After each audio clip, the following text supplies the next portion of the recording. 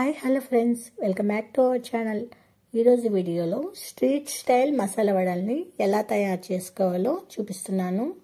ఈ మసాలా వడలు క్రిస్పీగా క్రంచీగా రావాలంటే ఎలా చేసుకోవాలి, అదేవిధంగా స్ట్రీట్ స్టైల్లో రావాలంటే ఎగ్జాక్ట్గా ఈ వడల్లో ఏమేమి ఇంగ్రీడియంట్స్ యూజ్ చేయాలో ఈ వీడియోలో మీతో షేర్ చేస్తున్నానండి. ఈవినింగ్ స్నాక్స్లోకి అయితే చాలా పర్ఫెక్ట్గా ఉంటాయి. సో ఈ కరకరలాడే మసాలా వడల్ని ఒకసారి అయితే ఇలా ట్రై చేయండి. చిన్న పిల్లకాయల దగ్గర నుంచి కూడా పెద్దవాళ్ళ వరకు చాలా అంటే చాలా ఇష్టంగా తింటారు. సో ఈ క్రిస్పీ క్రంచీ మసాలా వడలు ఎలా తయారు చేసుకోవాలో వీడియోలోకి వెళ్ళి చూసేస్తామండి.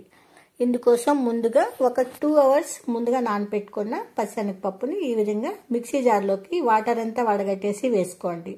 యాక్చువల్గా 2 hours అంటే 2 hours కంటే తక్కువ నానపెట్టుకున్నా పర్వాలేదండి. 2 hours కంటే ఎక్కువ నానపెట్టుకోకండి. ఎక్కువ నానపెట్టుకున్నామంటే వడలు అనేది చాలా సాఫ్ట్గా వచ్చేస్తుంది, క్రంచీనెస్ రాదు. కాబట్టి మనం ఎంత తక్కువగా నానపెట్టుకుంటే పప్పును అంత క్రంచీగా వస్తాయండి వడలు. ఈ పాయింట్ అయితే గుర్తుపెట్టుకోండి.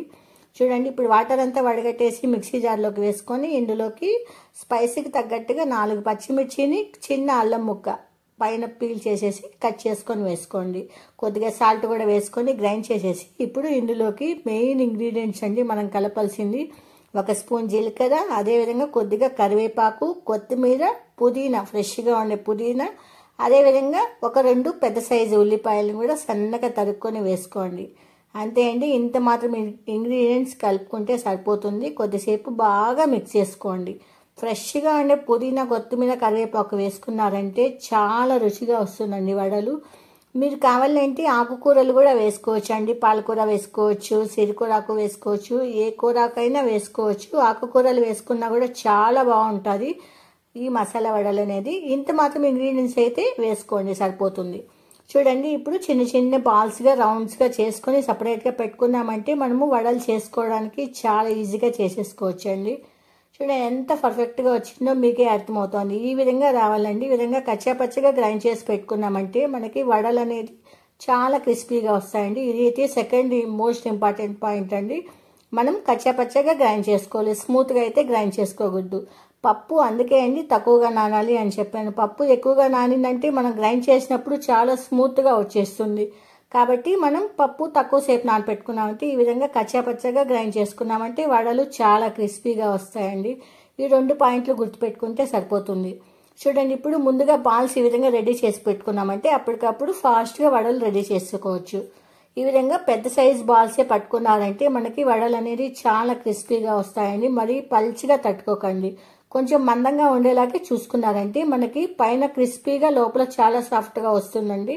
సో ఈ విధంగా ట్రై చేయండి. మీరు కూడా చాలా ఈజీగా చేసుకోవచ్చండి మసాలా వడలు. కానీ తినడానికి మాత్రం ఎక్స్ట్రాడినరీగా ఉంటాయి. అస్సలు టేస్ట్ మాత్రం వేరే లెవెల్ అండి.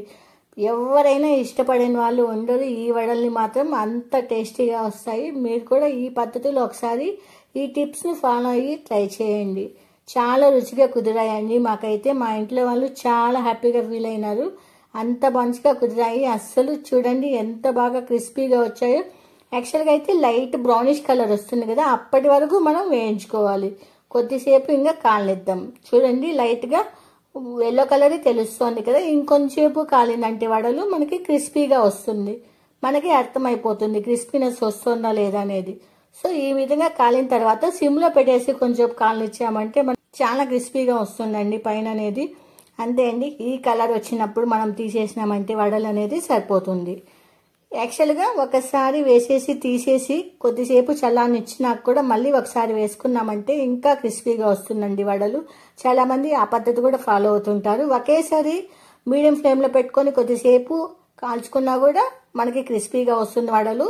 ఏ పద్ధతి మీకు ఈజీగా ఉంటే ఆ పద్ధతిలో ఫాలో అవ్వండి. ఒకేసారి సిమ్లో పెట్టుకొని కాల్చుకోవడం, లేకపోతే మీడియం ఫ్లేమ్లో పెట్టేసి వడలు బ్రౌనిష్ కలర్ వచ్చిన తర్వాత చల్లారిన తర్వాత ఇంకొకసారి ఆయిల్లో వేసి తీసుకోవడం. ఎలా చేసుకున్నా పర్వాలేదండి, చాలా క్రిస్పీగా వస్తాయి. ఇంతే అండి చేసుకునే విధానం అయితే. ఈ టిప్స్ ఫాలో అయ్యి మీరు కూడా ఒకసారి అయితే ట్రై చేయండి. చూడండి, పైన చాలా క్రిస్పీగా వచ్చింది, లోపల అయితే చాలా సాఫ్ట్గా వచ్చింది. చాలా పర్ఫెక్ట్గా కుదిరాయి వడలు అనేసి. మీరు కూడా ట్రై చేసి మాకు ఒకసారి కామెంట్ చేయండి మీకు ఎలా కుదిరింది అనేసి. మీరు కూడా ఈ రెసిపీని ఇంట్లో ట్రై చేసి కామెంట్ చేయండి. ఈ వీడియో నచ్చినట్లయితే లైక్ అండ్ సబ్స్క్రైబ్ చేసి మీ ఫ్రెండ్స్కి షేర్ చేయండి. Thanks for watching.